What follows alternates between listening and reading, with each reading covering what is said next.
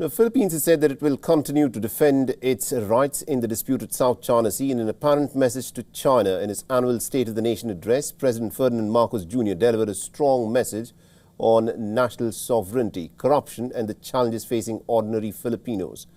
Without directly naming China, Marcos issued a pointed warning that his government will continue to defend the Philippines' right in the disputed South China Sea.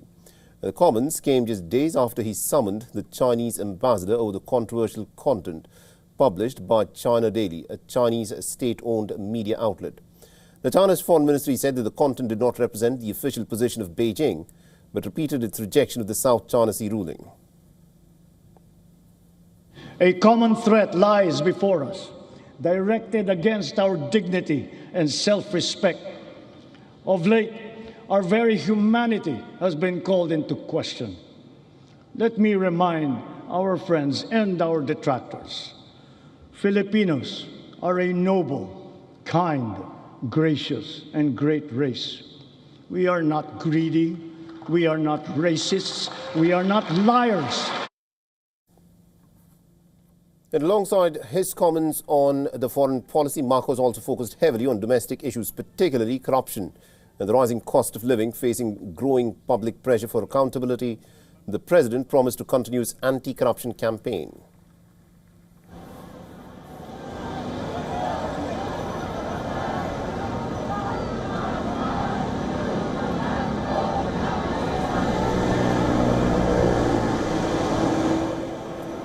But outside of the Congress, thousands of protesters gathered to criticize corruption, political dynasties and the increasing cost of living. The protests reflected the growing dissatisfaction among sections of the public who want greater transparency and stronger action from the government.